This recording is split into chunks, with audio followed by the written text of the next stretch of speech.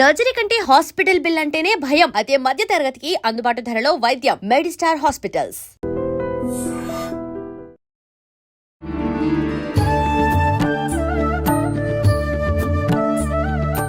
నమస్కారం, welcome to I dream. ధర్మ మార్గం విత్ విజిత కార్యక్రమానికి స్వాగతం. ప్రస్తుతం మనతో పాటు ఉన్నారు ప్రముఖ ఆధ్యాత్మికవేత్త లక్ష్మీ నరసింహస్వామి ఉపాసకురాలు శ్రీమతి స్రవంతి గారు. ఇప్పుడు వారితో మాట్లాడదాం. నమస్తే మా. నమస్తే అమ్మా. అమ్మ, సంక్రాంతి రాబోతోంది. సంక్రాంతి అనగానే 3 రోజుల పండగగా జరుపుకుంటాము. భోగి, సంక్రాంతి, కనుమ. అవును. కొన్ని ప్రాంతాల్లో ఒకటే రోజులో జరుపుకుంటారు, కొన్ని ప్రాంతాల్లో 3 రోజులు విశేషంగా జరుపుకుంటారు, కొన్ని ప్రాంతాల్లో 2 రోజులు మాత్రమే జరుపుకుంటారు, కొన్ని ప్రాంతాల్లో అయితే నాన్ వెజ్, కొన్ని ప్రాంతాల్లో అసలు నాన్ వెజ్ అలా ఉండదు. రకరకంగా ఎవరికి తోచిన విధంగా వాళ్ళు జరుపుకుంటారు. ముఖ్యంగా సంక్రాంతి అనగానే చాలా ప్రాంతాల్లో ఇది కీడు పండగ అని చెప్పి, అసలు కొత్త బట్టలు కూడా ధరించకూడదు అని చెప్పి, అది మూఢనమ్మకం అనుకోవాలో ఏమో తెలియదు కానీ అలా ఉండే వాళ్ళు ఉన్నారు. నిజంగా ఇది కీడు పండగ. అసలు ఈ 3 రోజులు ఆచరించాల్సిన విధి విధానాలు ఏంటో తెలియజేయండి. తప్పకుండా చెప్తాను. అయితే కీడు పండగ అని అంటే కీడు చేసే పండగ అని కాదు. మనకున్న కీళ్ళన్నీ కూడా వెళ్ళిపోయేది. అంటే మొత్తం అంత నెగటివ్ ఎనర్జీ అనుకోండి, ఏదన్నా సరే మన జాతకంలో ఉన్న గ్రహ పీడలే అనుకోండి, అవన్నీ కూడా దగ్ధం చేసే పండగ అని చెప్పుకోవచ్చు అనమాట. మీరు ప్రత్యేకంగా చూస్తే గనక భోగి రోజు ఇంట్లో ఉన్న పాత సామానంతా తీసుకెళ్లి మంటల్లో వేసేస్తారు. అవునా కాదా?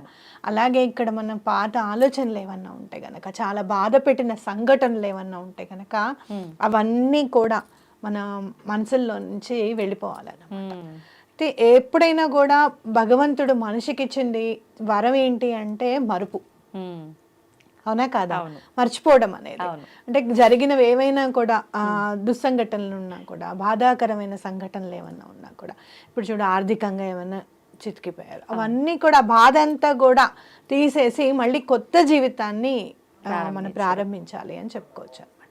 ఇక్కడ ఇంకోటి ఏంటి అని అంటే కీడంతా పోయే పండుగ భోగి రోజు. ఎందుకని అంటే ఉత్తరాయణ పుణ్యకాలం అనేది స్టార్ట్ అవుతుంది నెక్స్ట్ డే నుంచి. కాబట్టి మనకి చాలా మంచి రోజులు రాబోతున్నాయి అని మనం అది కూడా ఇంకోటి ఏంటంటే నేచర్ని చూస్తే గనక సూర్యుడికి సంబంధించిన పండగ కాబట్టి తప్పకుండా విశేషంగా జరుపుకోవాలి అనేది మనం గుర్తుపెట్టుకోవాలన్నమాట.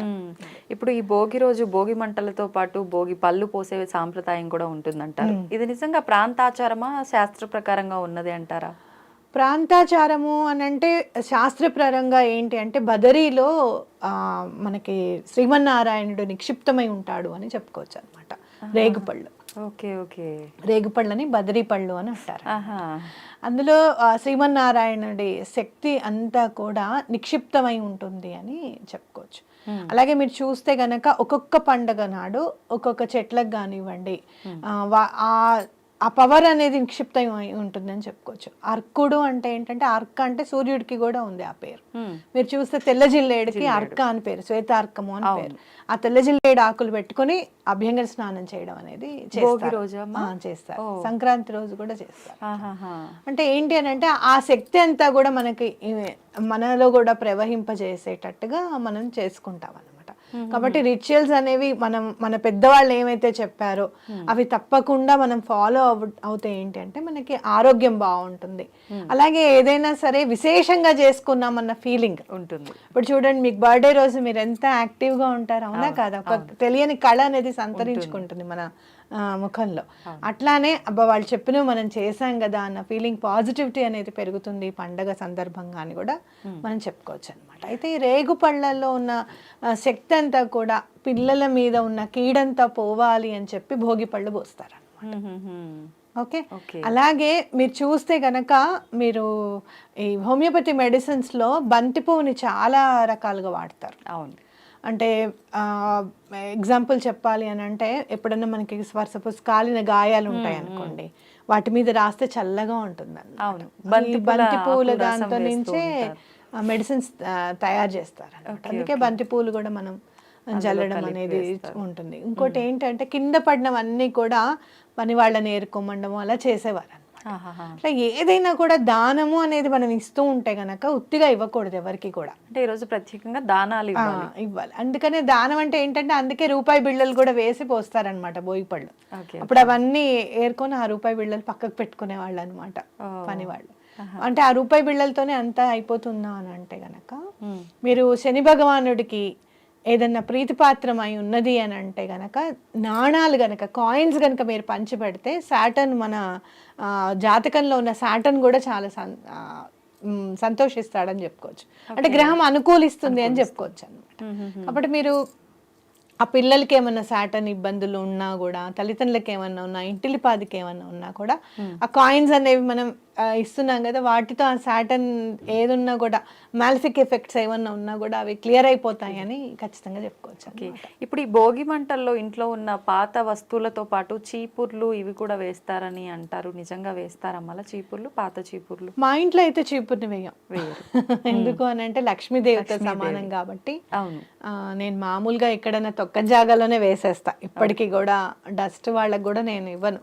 చెత్త తీసుకుని వాళ్ళు వస్తారు కదా మనకి, వాళ్ళకి కూడా నేను ఇవ్వను. ఎక్కడన్నా చెట్ల దగ్గర పెట్టేస్తాను అనమాట. కాబట్టి అట్లాంటివి ఏం వేయకూడదు. మామూలుగా విరిగిపోయిన బల్లలు కానివ్వండి, ప్లాస్టిక్ సామాన్లు కూడా వేయకూడదు. పాత వస్త్రాలు అవన్నీ కూడా వేస్తారు. జనరల్ గా మాకేంటంటే చెక్క సామాన్ వేసేవాళ్ళు ఎక్కువగా. ఇది పనికి రాదు అని అనుకున్నప్పుడు ఆ చెక్క సామాన్ వేయడం అని, విరిగిపోయినవి అవి పెట్టేవాళ్ళని, అవి వేయడం అనేది ఆనవాయితీగా ఉంటుంది. Okay okay. అయితే ఈ భోగి మంటల్లోనే వేడి నీళ్ళు కాచుకొని స్నానం చేయటము ఇది కూడా ఉంటుందమ్మా? లేదు, పొద్దున్న పూట చలి కాచుకోవడం. చాలా చల్లగా ఉంది, పిల్లలు లేవరు కదా, అందులో సెలవులు పండగ అనేసరికి నెమ్మదిగా లేద్దాంలే అని అనుకుంటారు కదా. అట్లా కాకుండా తెల్లవారుజామునే మంట పెట్టి అక్కడ కాచుకుందాం అని చెప్పి పిల్లల్ని తీసుకొని వచ్చి చలి కాచుకుని ముగ్గులు వేసేవాళ్ళు ముగ్గులు వేసుకుంటూ, అలాగే నిజంగా గోమాతకు కూడా చాలా పెద్ద పీట వేసాము. గొబ్బెమ్మల్ని చక్కగా ఆవు పేడతో తయారు చేయడము. మేము ఎక్కువ చేసామంటే మేము ఎక్కువ చేసామని చెప్పి చెప్పుకునే వాళ్ళం. ఊరెళ్ళకపోయినా కూడా లైన్ అంతా కూడా ముగ్గులే అనమాట. నాకు ఇప్పటికీ గుర్తు, పెద్ద పెద్ద కార్లు అవి కూడా చివరికి ఆపుకొని వచ్చేవాళ్ళు. వాళ్ళు కూడా ముగ్గులు పాడైపోకుండా తొక్కుతాం పాపం, రాత్రంతా కూర్చునేసారు పిల్లలు అని చెప్పి. ధనుర్మాసం అనేది స్టార్ట్ అయిపోతుంది కదా, డిసెంబర్ 15 నుంచి స్టార్ట్ అయిపోతుంది. ఈ నెల రోజులు కూడా ధనుర్మాసం ముగ్గులు అని. పెద్దవాళ్ళేమో మాకేమో ఈ 4 వేళ్లతో వేయడం వచ్చేది కాదు. ఇప్పుడు అంతే ఇట్లా అంటే గీతలు పడిపోయేది వస్తుంది. ఎంత అదృష్టమా అనుకున్నాను.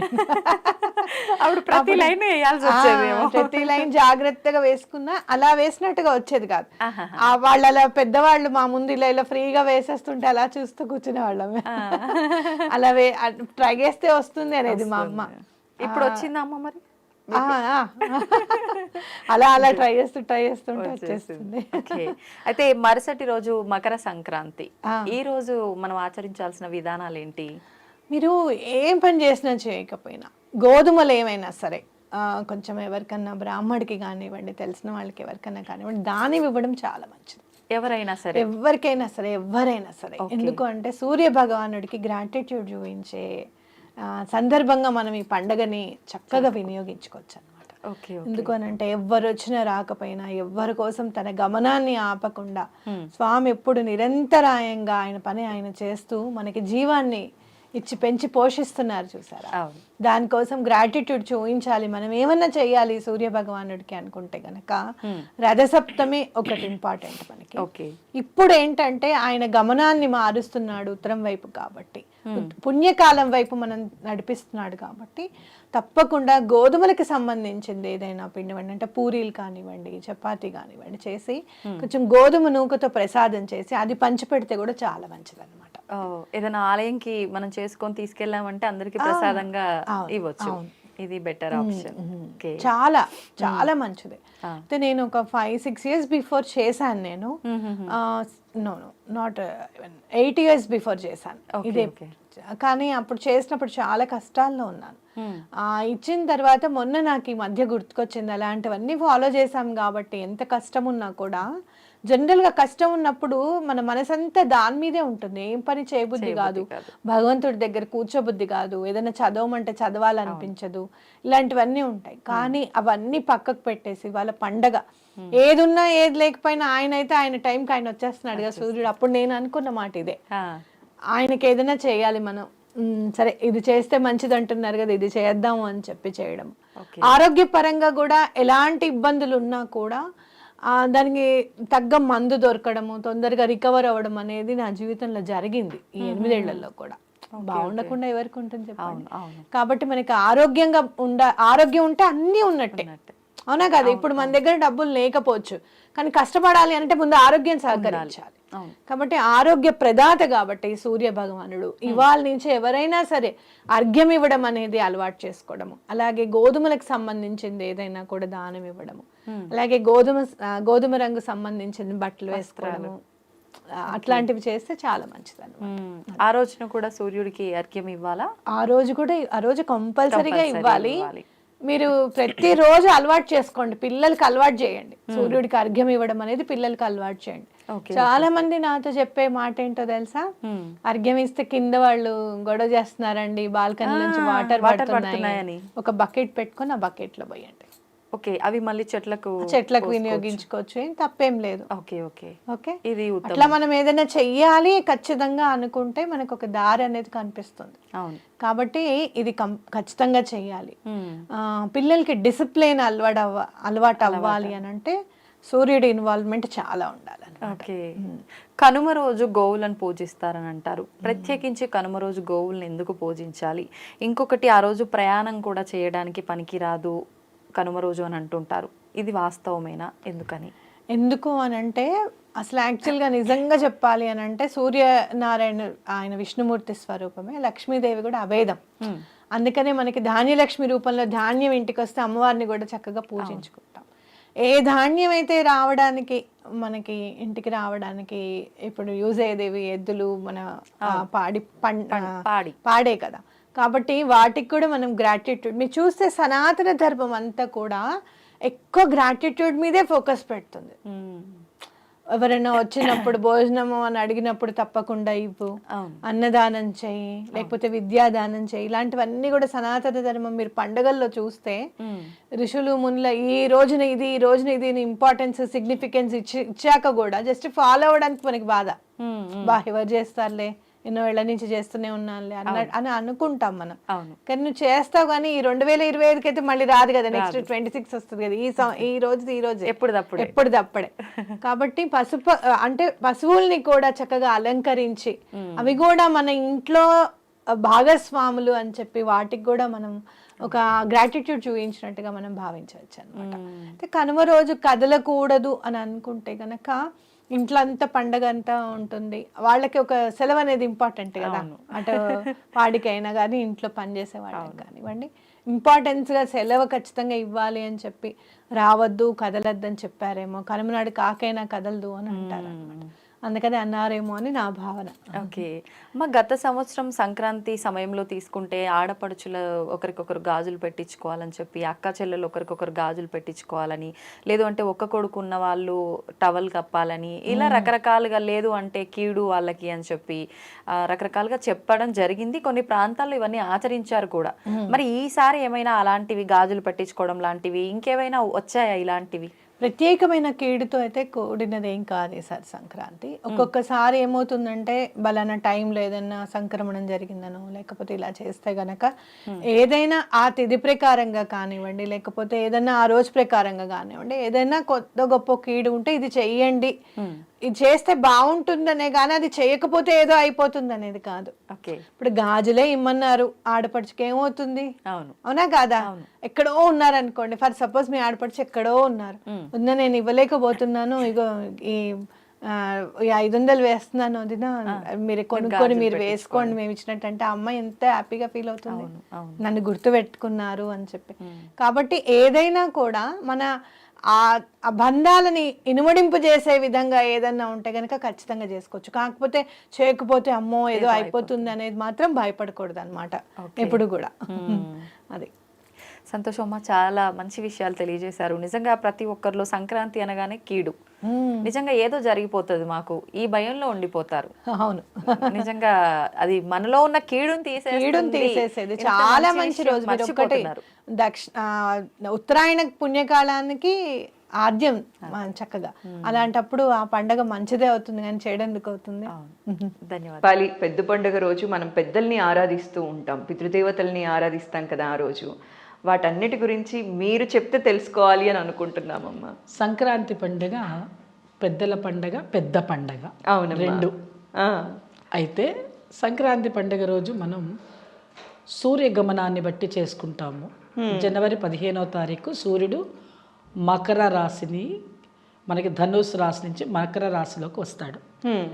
అంటే ఆయన సంక్రమణం జరుగుతుంది అక్కడ. అవును. తర్వాత దక్షిణాయనం నుంచి ఆ రోజు ఉత్తరాయణం వస్తుంది. 6 నెలలు దక్షిణాయనం, 6 నెలలు ఉత్తరాయణం. కర్కాటక రాశి నుంచి మకర రాశి వరకు 6 రాసులు ఉంటాయి. కాబట్టి ఈ 6 రాసులు ఏమవుతుంది అంటే దక్షిణాయనం చూపిస్తుంది. కర్కాటక సంక్రమణం నుంచి మకర సంక్రమణం వరకు, మళ్ళీ మకర సంక్రమణం నుంచి మళ్ళీ కర్కాటక సంక్రమణం వరకు ఉత్తరాయణ పుణ్యకాలము. ఈ ఉత్తరాయణ పుణ్యకాలం అంతా మానవాళి కోసం, దక్షిణాయన పుణ్యకాలం అంతా దేవతల కోసము. అంటే దేవతా ప్రతిష్టలు, దేవతల యొక్క అన్ని గుళ్ళని చేయడము, తర్వాత మీకు ఏదైనా పనులు ఏదైనా ఉన్నా చేసుకోవడము, దేవత ఆరాధన, అన్ని నవరాత్రులు వస్తాయి. అప్పుడు భగవంతుని ఆరాధనకి ఎక్కువ టైం ఉంటుంది.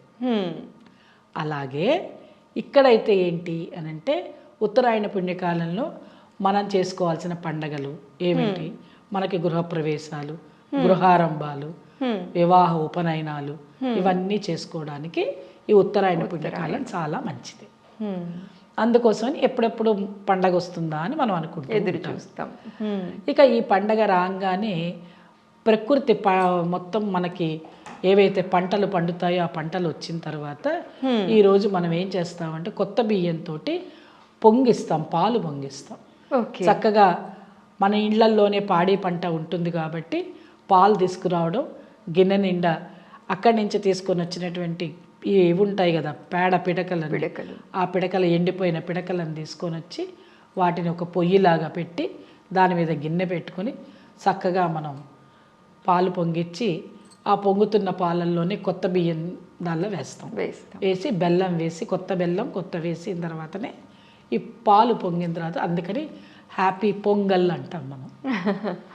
పొంగుతుంది కాబట్టి హ్యాపీ పొంగల్ చేసుకుంటాం మనం. ఇంకా దీనిలో విశేషంగా చేసుకునేది ఏంటి అంటే అరిసెలను చేస్తాం. అరిసెలు ఎందుకు చేసుకుంటాము అంటే బియ్యం వస్తాయి ఇప్పుడే, అలాగే కొత్త బెల్లం కూడా వస్తుంది కాబట్టి అరిసెలను చేసుకుంటాం. తర్వాత మనం కొన్ని రాష్ట్రాల ఆచారంలో సకినాలు కూడా చేస్తాం, అది బియ్యంతో చేస్తారు.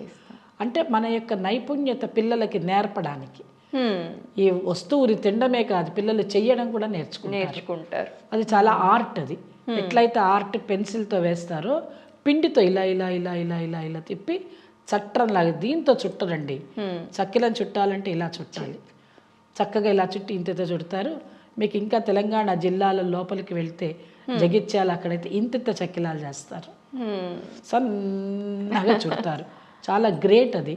అది వాళ్ళ ఆడవాళ్ళ యొక్క నైపుణ్యత తెలుస్తుంది అక్కడ. అరిసెలు కూడా ఎంతో బ్రహ్మాండంగా చేస్తారు, ఎంత కావాలో అంత రౌండ్గా గీత గీసినట్టు వస్తుంది. అవునమ్మా. నూనెను కూడా ఇట్లా ఒత్తడానికి కూడా భలేగా చేస్తారు వాళ్ళు. ఇప్పటికీ పెద్దవాళ్ళు చేసేదానికి మేం చేసేదానికి ఎంత డిఫరెన్స్ ఉంటుందో అసలు. అందుకే అంటున్నా, ఇవన్నీ ఏంటి నువ్వులు ఉండలు తప్పనిసరిగా. ఎందుకంటే పితృకార్యం చేయాలి ఈరోజు, పితృదేవతలకి తర్పణాలు వదులుతాము. అంటే ఒక అయనం మారిన తర్వాత ఉత్తరాయణ పుణ్యకాలం రాగానే ఇన్ని రోజులు దక్షిణాయనంలో ఉన్నామని ఇళ్లల్లో దేవతార్చనలు ఉండేవాళ్ళు దేవుళ్ళకి పులకాపులు చేసుకుంటారు. పులకాపు చేయడం అంటే క్లీనింగ్ ఆఫ్ ద గాడ్, అవన్నీ చేసుకుంటారు. చేసుకున్న తర్వాత అలాగే పెద్దలకి నువ్వులతోటి తర్పణాలను వదులుతారు. భగవంతుడి ఆరాధన అంటేనే పితృదేవత ఆరాధన. ఆ రోజు సపరేట్గా ఒక దేవుడు ఫోటో ఏమి ఉండదు, పెద్దలను తలుచుకోవడమే ఆ రోజు విశేషమైన పండగ. సంక్రాంతి పండగ రోజు చేయాల్సింది. కొంతమంది పీడ పండగ అంటారు, కొంతమంది సంక్రాంతి రోజు అసలు కొత్త బట్టలు వేసుకోరు, భోగి రోజే వేసుకుంటారు. ముందు రోజే అన్ని వాళ్ళ తలంట్లు పోసుకోవడం, కొత్త బట్టలు వేసుకోవడం, స్వీట్లు హాట్లు చేసుకోవడం, అల్లుళ్ళకి బట్టలు పెట్టడం, ఇవన్నీ ఆ రోజు చేసుకుంటారు. సంక్రాంతి రోజు పెద్దలకి పెడతారు. అందుకని ఆ రోజు చక్కగా ఇంట్లో పెద్దలను తలుచుకోవడం అనేది ఒక విశేషమైనటువంటి కార్యక్రమం. ఇక ఆ రోజు ఈ పొంగళ్ళను తయారు చేసుకోవడం, ప్రకృతి నుంచి వచ్చినటువంటి పంటని, ధాన్యాన్ని, ఏమేం ధాన్యాలు ఎలా వచ్చాయి ఏంటి ఇవన్నీ చూసుకోవడం, అందరూ కలిసిమెలిసి ఉండడం. ఇంతటి ఖగోళంలో వచ్చినటువంటి చిన్న మార్పుని మనం పెద్ద పండగగా చేసుకుంటాం. సంక్రాంతి పండగ అంటే కాలం మారుతుంటే దానికి అనుగుణంగా పండగలు వస్తాయి. ఇంకా దీనికి తిథి వార నక్షత్రాలు ఏమీ ఉండవు. ఇప్పుడు మనకి ఎప్పుడు అదే కాంట్రవర్సీ వస్తుందిగా. పండగ అనగానే నవమి ఉంటే కృష్ణాష్టమి అనగానే అష్టమి ముందు రోజు చేసుకుంటారు, ఆ పక్క రోజు ఈ చేసుకుంటారు, మధ్య ఎక్కువ అదైపోయింది అదే కదమ్మా. వస్తాయి 2 రోజులు పండగలు. కానీ దీనికి అలా అనడానికి లేదు. లేదు. ఎందుకని సూర్యుడి యొక్క గమనాన్ని అనుసరించి చేసుకునే పండగ కాబట్టి 15వ తారీఖు తప్పనిసరిగా మకర సంక్రమణం అవుతుంది కాబట్టి ఆ రోజు సూర్యగమనాన్ని బట్టి మనం పండగ చేసుకుంటాం. ఎంత ఆనందం చూడండి. ప్రకృతిని మనము నిర్ణీతంగా చూసుకుంటూ, మళ్ళీ ఇంకా జాతకాలు లేవంటారు, గ్రహాలు లేవంటారు, అవి లేవు ఇవి లేవు అంటుంటారు. మరి ఇవన్నీ ఎలా వచ్చాయి? అన్నీ ఉన్నాయి. మనం తెలుసుకోలేక, మనం చూడలేక, అందువల్ల ఈ బాధలు కష్టాలు వస్తున్నాయి మనకి. లేని పక్షంలో ఇంత ఇబ్బందులు కలిగేవే కాదు. దాని తర్వాత మనం ఇవన్నీ చేసుకున్న తర్వాత ఆ అరిసెలు, తర్వాత నువ్వుండలు చేసి అందరికీ నువ్వులుండలు పంచి పెడతారు. నువ్వులుండలు పంచినప్పుడు తీసుకోవచ్చమ్మా? అదే అందరికీ ఇదొక డౌట్. నువ్వుండలు విడి రోజుల్లో తీసుకోరు, ఈ సంక్రాంతి పండక్కి తీసుకుంటారు. తీసుకోవడం వల్ల అశుభం. నువ్వులని తీసుకుని నవ్వుతూ మాట్లాడు. ఓ నువ్వులని తీసుకోండి నా చేత్తోటి, మీరు చక్కగా నవ్వుతూ మాట్లాడండి. ఎందుకంటే మన ఇద్దరికి మధ్యలో మంచి సంబంధ బాంధవ్యాలని కలిపేదే నువ్వులు. నువ్వు అనేది నువ్వులు అనేవి శరీరానికి అత్యంత అవసరమైనటువంటివి. అటువంటి ధాన్యం పండి చేతికి వచ్చిన తర్వాత నువ్వులని ఏదో శనికి ఎందుకు వద్దంటారంటే శనికి ప్రతీక నువ్వులు. ఈ శనైశ్చరుడికి ఏదైనా నైవేద్యం అంటే ఇదే పెడతాం, నువ్వులను పెడతాం.